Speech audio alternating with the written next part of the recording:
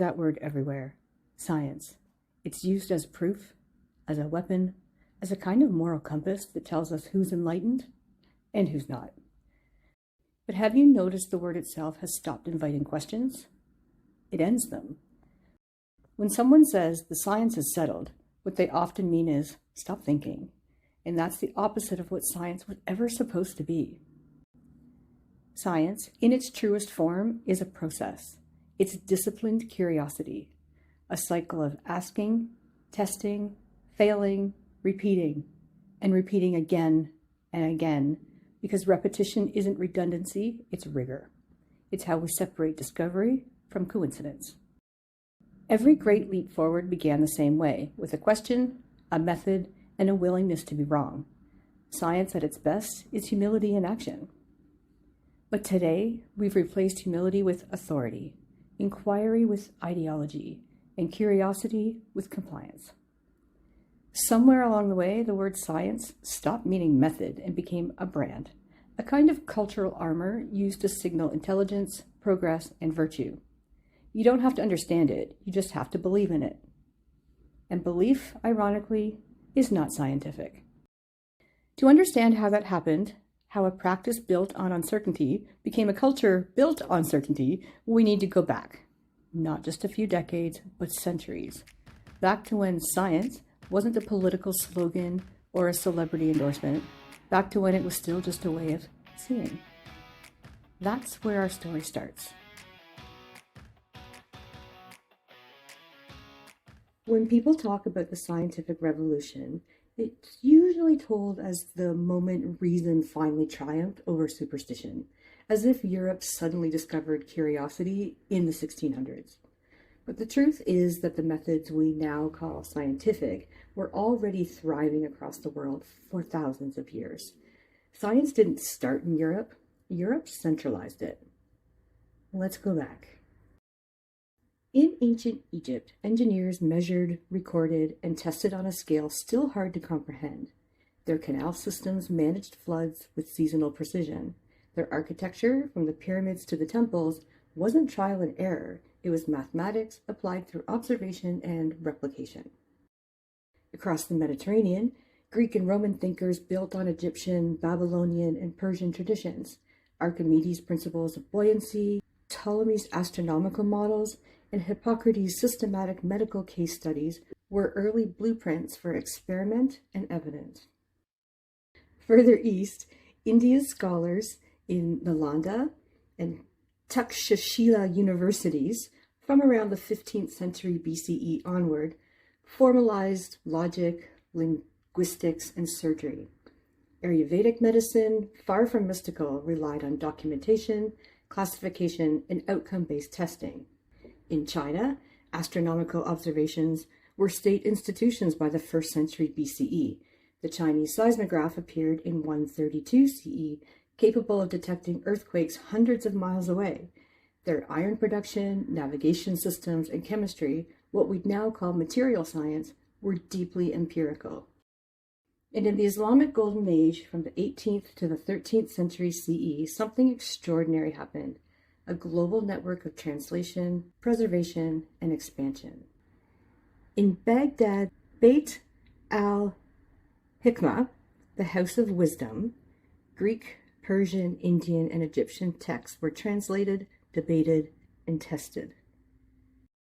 Ibn al-Haytham, known in Europe as Al-Hazan, formalized the experimental method through his studies of light and optics, a full 6 centuries before Bacon.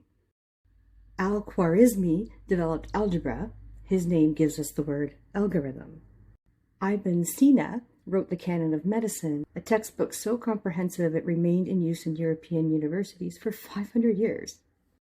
At the same time, Mayan and Incan astronomers tracked solstices, comets, and lunar cycles to guide agriculture and ritual, their observations matching modern astronomical data with astonishing accuracy. Across the indigenous nations of North America, ecological knowledge evolved through lived experimentation, selective planting, controlled burns, and complex water management systems that sustained ecosystems for millennia. All of these systems had one thing in common: observation, testing, and refinement. Not belief, but evidence.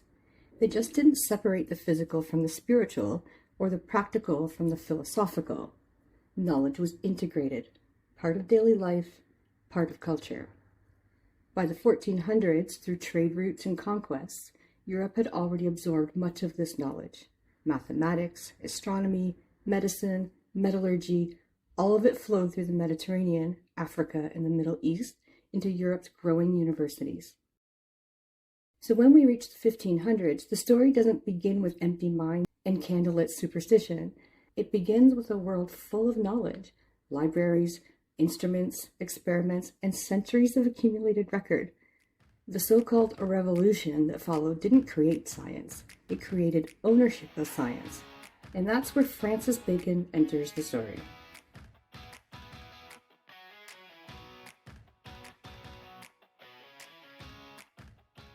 By the mid-1500s, Europe was changing fast.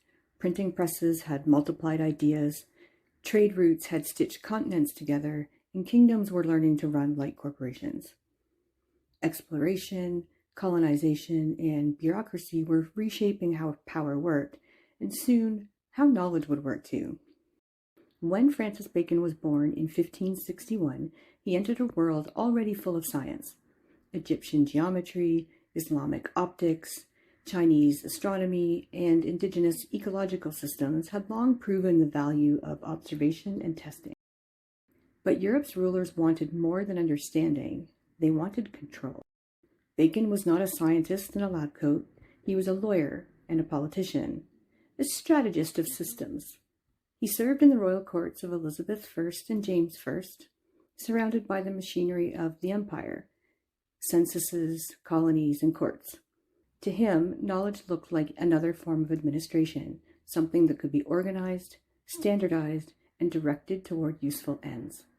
In 1620, he published Novum Organum, Latin for a new method. It's often called the foundation of modern science, but its novelty wasn't in its rigor. People had been experimenting and recording results for millennia. What Bacon added was a philosophy of centralization. He argued that scattered learning from craftsmen, physicians, astronomers, and natural historians should be gathered into an institutional body that would test, record, and approve discoveries. Knowledge, in other words, should be managed.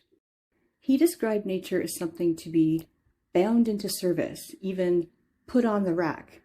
Those phrases were not metaphors of gentle inquiry. They came from the interrogation chambers of his own government. To know nature was to subdue it, to make it confess its secrets.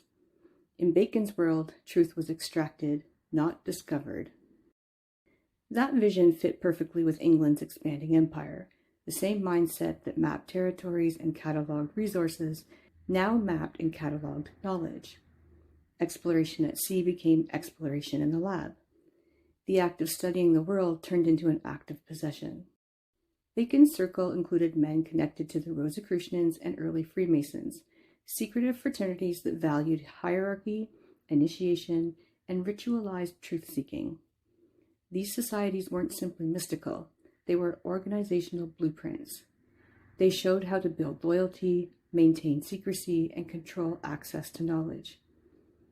When Bacon's followers carried his philosophy forward, they carried those social technologies with it. After his death in 1660, King Charles II chartered the Royal Society of London for improving natural knowledge. Its motto, nullius in verba, take nobody's word for it, sounded like a rebellion against authority. In practice, it replaced one form of authority with another. Membership was limited to men of rank, education, and influence. They verified experiments, published results, and decided which claims counted as truth. The so-called scientific revolution wasn't a sudden leap in discovery. It was a cultural consolidation. It took curiosity, once dispersed among civilizations, and put it behind institutional walls. It turned a global conversation into a managed hierarchy. The very traits that once made science open and self-correcting were now filtered through credential and approval. By the end of the 17th century, Science had become something new, not just a method, but a system of legitimacy. To question it was to question order itself, and that transformation from process to institution, from curiosity to credential, is the legacy we're still living with today.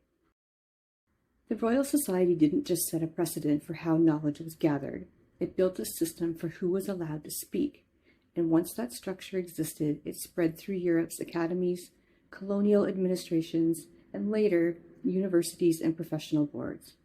The same logic that turned curiosity into credential in the 1600s still shapes who gets to be heard today. We've inherited the architecture of authority.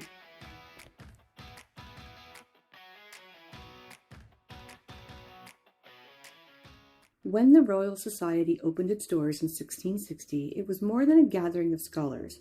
It was the beginning of an information hierarchy. For the first time, truth was something that could be administered, recorded, reviewed, and approved by a select body, and that model became the backbone of modern science. From London, the idea spread quickly across Europe. Paris built the Académie des Sciences. Berlin, Vienna, and St. Petersburg soon followed. These weren't just clubs of curious minds. They were filters of legitimacy. They decided which experiments mattered, who could publish, and whose discoveries would be remembered. Over time, this framework fused with other rising powers, governments, industries, and eventually universities. By the 19th century, the language of science and the language of the state were almost identical, both built on bureaucracy, record-keeping, and credentialing. Knowledge flowed upward for validation, and authority flowed downward in the form of approval, funding, and recognition. It made sense in theory. Centralized systems could coordinate large projects, prevent fraud, and protect the public from dangerous quackery. But they also created barriers, not just against misinformation, but against imagination. Once truth had an official address, anyone standing outside it could be dismissed as unqualified, fringe, or heretical. That's how the modern scientific establishment grew, through institutions of permission. Medical boards, licensing colleges, patent offices, academic peer review, all modeled on the same structure the Royal Society pioneered. The intent wasn't always malicious. It was often about protecting standards. But in doing so, these institutions inherited the same flaw baked into their design. They equated authority with truth. The result is a paradox we still live with. Science, at its core, depends on open inquiry, on testing, failing, and revising. Yet the system built to safeguard it often suppresses exactly that. Replication becomes rebellion. Questioning becomes threat. When we talk about trust in science today, what we often mean is trust in this structure, in its boards, journals, universities, and experts. It's a trust not just in knowledge, but in the machinery that defines it. And that's where the next part of our story begins, when the scientist becomes the spokesperson, the institution becomes the brand, and truth becomes something we market.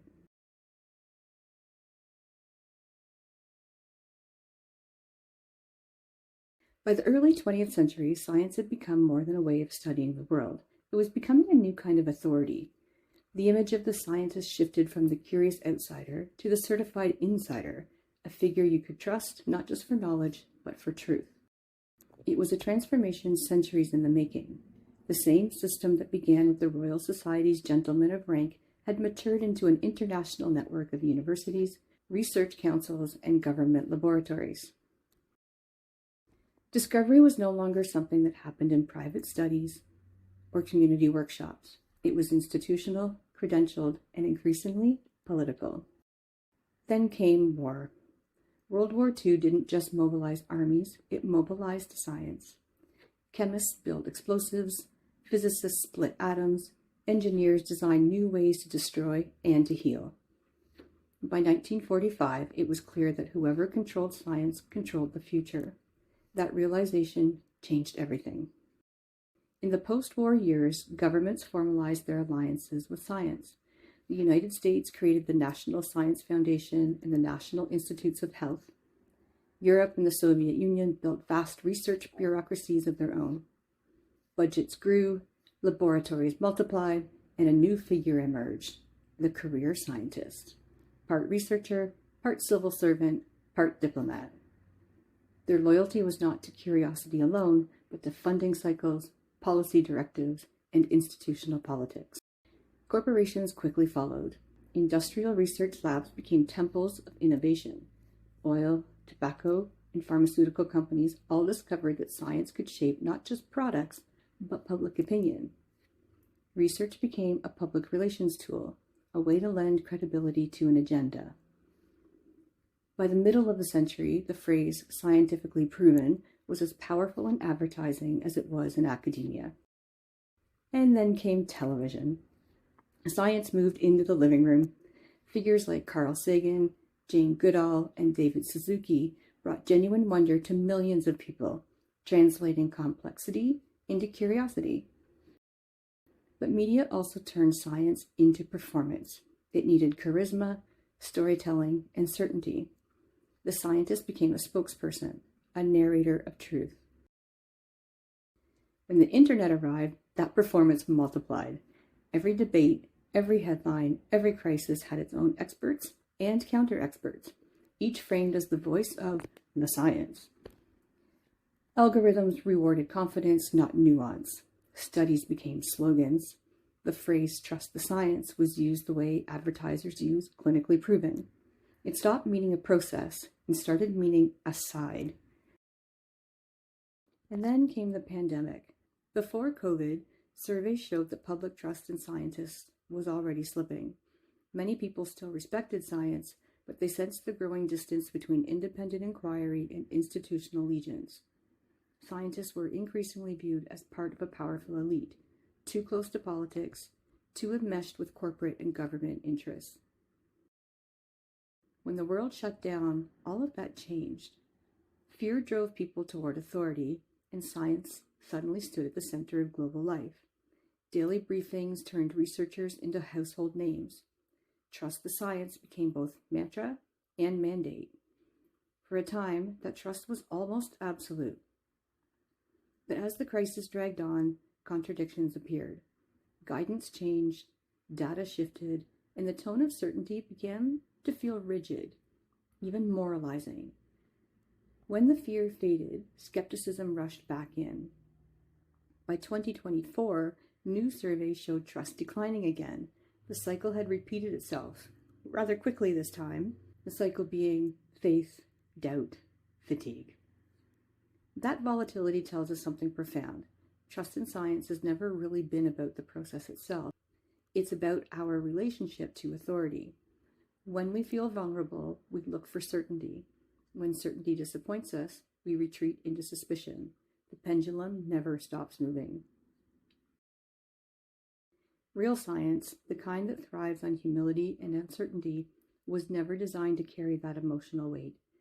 It can explain a virus, but it can't satisfy our need for security or identity. And when it's forced to play that role, it becomes something else entirely, not a method, but a belief system. That's the world we inhabit now, one where science has become both symbol and system, worshipped and weaponized in equal measure. And that's where the next chapter begins, when the pursuit of truth turns into the politics of certainty.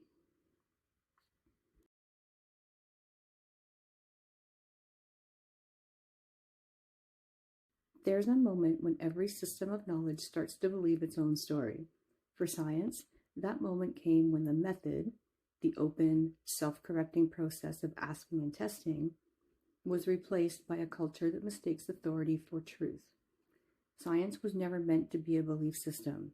It was built on a willingness to be wrong, on the idea that knowledge grows through contradiction. But once it became a structure of power, something shifted. The same humility that defined science began to look like weakness. Doubt became dangerous. You can see it everywhere now, in politics, in media, in the way we argue online. The phrase, "the science is settled," gets used like a shield. Questioning is treated as defiance. Certainty is rewarded, not accuracy. The method that once encouraged curiosity now polices it. This is what happens when a process turns into a position. Science becomes ideology not when it seeks truth, but when it seeks control, when consensus is enforced rather than earned, when debate is reduced to loyalty tests, and when emotion becomes the proof. It's not a new phenomenon. Every civilization has faced this temptation to turn its knowledge into doctrine. The difference now is scale. When an idea is published, tweeted, or broadcast, it becomes truth by repetition. If enough people or enough institutions say it's true, it is. And once truth is produced that way, the incentive isn't to question it, it's to protect it. The irony is that science doesn't need protection. It doesn't crumble under questions. It grows because of them. Yet we've built a culture where asking the wrong question can cost you credibility, funding, even community. We call that progress, but it looks a lot like orthodoxy. You can hear it in the language. When someone says, "I believe in science," what they often mean is, "I've chosen my side." It's a statement of faith dressed as reason, a way to signal belonging in a polarized world. And in that world, every challenge to authority feels like a threat to identity. That's how propaganda works, not by forcing belief, but by making doubt feel unsafe. It's how politics learn to wear the clothes of science, and how science, reluctantly or not, learn to serve politics. We see it when public health becomes public morality, when disagreement is framed as danger, and when data becomes a weapon instead of a tool. This isn't a failure of the scientific method. It's a failure of culture, of how we've allowed systems built for exploration to be repurposed for persuasion. We wanted science to make us certain, and instead, it's made us divided. And maybe that's the real crisis of trust. Not that we've stopped believing in science, but that we've stopped practicing it. Because science isn't a side, it's a conversation.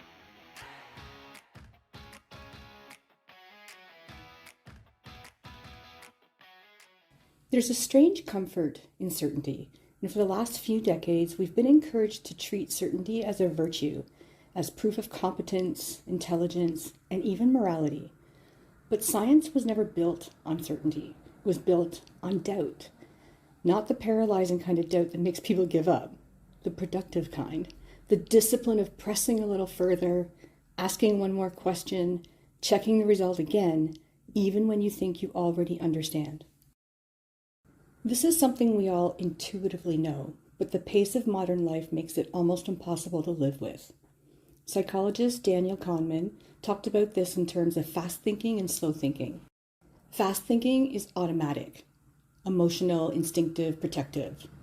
Slow thinking is deliberate, where curiosity lives, where questioning happens, where evidence is actually weighed instead of reacted to. Science only works inside the slow system, but our culture increasingly lives inside the fast one. That's part of why slogans land so effectively. Trust the science, follow the science is settled. These phrases ask nothing from us except obedience, the exact opposite of what science requires. They target the fast brain, the part that just wants safety and clarity where the world feels less overwhelming. But when we slow down, when we return to the part of ourselves that questions and tests and revisits, we can see the difference between science as a method and science as a message. And this is the part we've lost. For centuries, science has been shaped by the institutions that manage it, the credentials that gatekeep it, and the cultural narratives that promote or silence it. That's not inherently corrupt. It's simply the reality of any organized system. But when those systems become the authority rather than the work itself, the public is put in an impossible position. Be skeptical and you're a threat. Be trusting and you risk being misled. Either way, the space for genuine inquiry closes. Yet science, real science, only survives when that space is open. If you strip away the bureaucracies, the slogans, the branding, what remains is something profoundly human. Curiosity. Not the glossy, celebratory curiosity we see in documentaries, but the everyday curiosity that shows up in problem solving, in discomfort, in noticing when something doesn't add up. This is how scientific thinking originally emerged. It wasn't a straight line of progress. It wasn't a march toward enlightenment. It was ordinary people observing the world, accumulating knowledge, refining it, teaching it, challenging it, and passing it on. Long before Bacon, the Royal Society, or modern institutions existed. Reclaiming that spirit doesn't mean rejecting experts. It means refusing to give up our role in the process. When ordinary people stop asking questions, the method collapses into ideology. When authority becomes unquestionable, science becomes fragile. And when institutions speak in absolutes, the public senses that something is off, not because people are anti-science, but because humans are wired to detect imbalance. The way back is slow, but it's simple. It begins with remembering that science is not the final word on anything. It is a tool, one of the best tools we have for navigating uncertainty. And uncertainty is not a weakness, it's the starting point. If we can teach ourselves to sit in that space again, to resist the pressure for instant answers, to stay with the question long enough for better ones to show up, we can restore the relationship between science and the public without losing trust, without losing nuance, and without losing each other. Because science has never been about winning an argument. It has always been about expanding our capacity to understand, not perfectly, not quickly, but honestly. And that, in a world that moves too fast and punishes hesitation, might be the most radical act of all. So if there's one thing to take from all of this, it's that science was never supposed to be a finished product handed down to the public. It was meant to be a process we're all part of, slow, thoughtful, and honest enough to change when the evidence changes. And maybe that's the real challenge today, not to trust the science, but to relearn how to walk through uncertainty without needing instant answers, to stay curious, to stay engaged, to stay willing to think instead of outsourcing it. If this episode gave you something to think about or unsettled something you thought you've already understood, please subscribe, share it with someone who'd appreciate it, and tell me what topics you want covered next. The conversation is always bigger than the episode, and it only gets better when you're part of it. See you next time.